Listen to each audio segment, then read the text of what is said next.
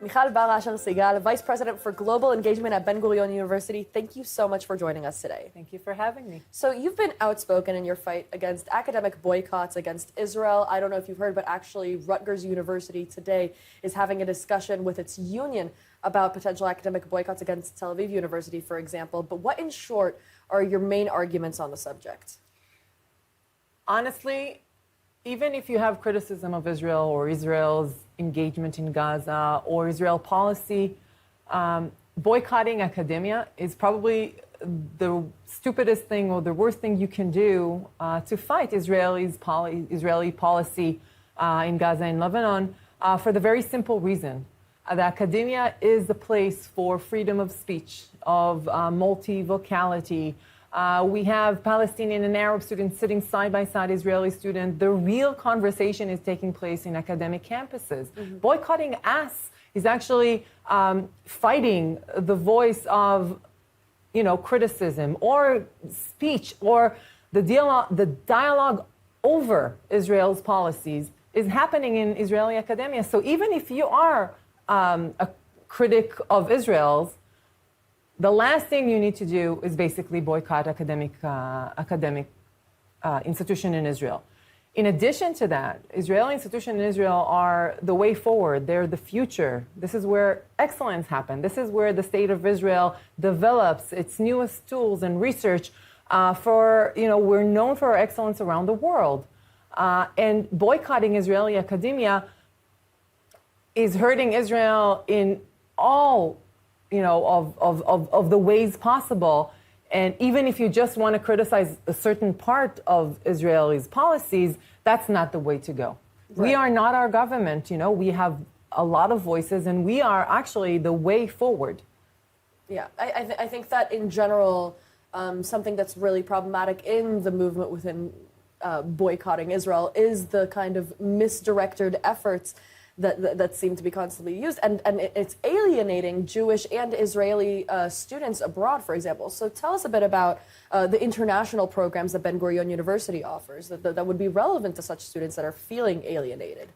The situation on campuses is very difficult. Yes. I actually experienced it personally when I was asked to be vice president.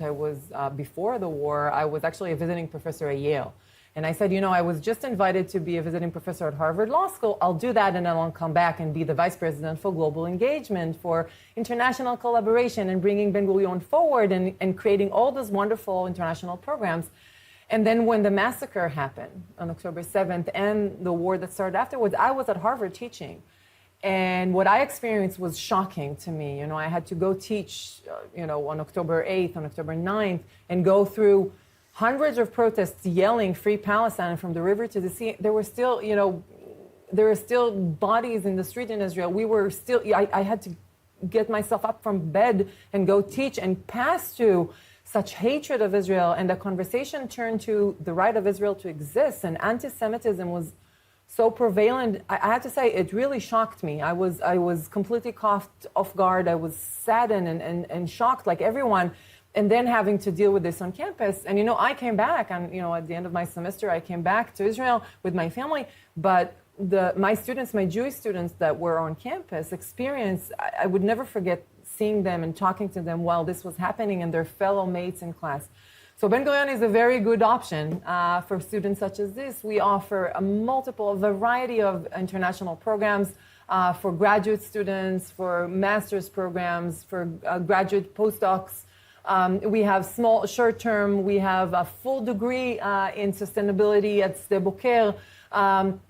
You can come and study at Eilat campus and swim with dolphins. You can come at Sde Boker and learn about solar energy, and you can study about Ben-Gurion. And Ben-Gurion, obviously, at Morashet Ben-Gurion, and obviously Ben-Gurion campus at Be'er Sheva, which is the best campus Israel has to offer. And Ben-Gurion's policy is we don't have separate programs for international students. Our entire international program is completely integrated with Israeli students. You come to us, you study in class next to Israeli students, you study with them side by side. This is our policy, our ideology. And it's a wonderful campus. We're a sense of a community, I think, after October 7th. It's very obvious and very clear. Sense of a community and its very, essence, and it's fun. and interesting, and we have a And variety of these programs. classes are accessible to Olim Chadashim who don't necessarily have the best Hebrew? We teach all of the classes. Once a student come in and he needs English, the class is taught in English. So we have a lot of classes taught in English. We have programs such as an MBA in business.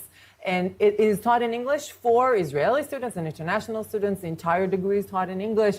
Our Sde-Boker campus is completely English. So we have a lot of English options. And we have obviously an Ulpan as well. But this is the essence of English and, international and Israeli students studying side by side. So I'm curious because you come from a Jewish studies background, professionally and academically speaking. So what research questions have emerged for you specifically because of your moving to and from Israel?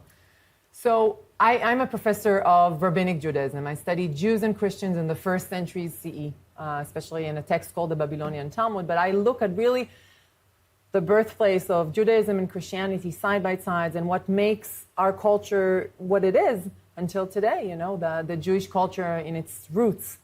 We were talking about me teaching at Harvard Law School. Well, this was happening. I was teaching about law between Jews and Christians in those first centuries and how this what we call interreligious dialogue, how those two groups that, suffered from massacres and persecution over the centuries, and how those two religious groups lived side by side. And we have the leaders calling for separation, and we have the people on the ground living side by side. We have, Christians in the 4th century fasting on Yom Kippur, and we have Jews, looking at some theological concept in Christianity and saying, oh, that might work for us. So the complexity of interreligious dialogue, and I was teaching that while my country, my family, my friend, my community was suffering from a different interreligious, conflict that was happening on the ground. So it's directly linked. And I always say, this is what people should study. They should study our roots and religious studies as a whole, because it's directly connected to what's happening now. We have to learn how history overcome it, how we manage to live through history through religious strife and conflict, and how we made it work in previous centuries, and try to learn lessons from the horrible, horrible period we're living through. Right. I mean, I think since the dawn of Judaism, we've experienced antisemitism, and certain tools might allow us to overcome the same challenges repeated again and again. But nevertheless, BDS is a completely different angle of that same hatred. You've spoken with many academics abroad and encountered BDS within your professional sphere consistently, as you mentioned. What are some of the biggest misrepresentations you've seen of Israel within academia? So I think that's the thing that saddened me the most, because a lot of the criticism and the call for BDS comes from the humanities. This is and social sciences. This is my field of study. I sit within those people in gender studies and feminism. And I was so saddened and surprised, I have to say, by the simplistic approach for bad and good and evil, and the strong ones, David and Goliath, and how easily and how fast Hamas received support. And I have to say, my biggest misconception is how they switched from criticism of the occupation, which is one thing, to talking about Israel's rights to exist. I have to say, I come from this milieu, and I was shocked by how quickly the conversation turned to Israel's even right to exist, and the simplicity of it. And honestly, people don't even know which river and sea, what are we talking about? And 47 and the UN resolution concerning Israel, none of it comes into play. And I think it has to do with a lot of other issues and a lot of, colonialism criticism that might apply in certain ways, but definitely not in the way that it's being applied today. I have no doubt in my mind that there's something that's happening besides that in the minds of the people, a lot of antisemitism and a lot of, self-hate from other cultures that is being projected on us. Right. But it shouldn't happen, especially not in academic circles. This is, even again, you can criticize Israel policies in certain angles, occupation and all kinds of stuff. This cannot lead to a how come the conversation all of a sudden is about Israel's right to exist? Right. It's an oversimplification born of misinformation. Ignorance. We should really say it. Ignorance. And we as academic should know better.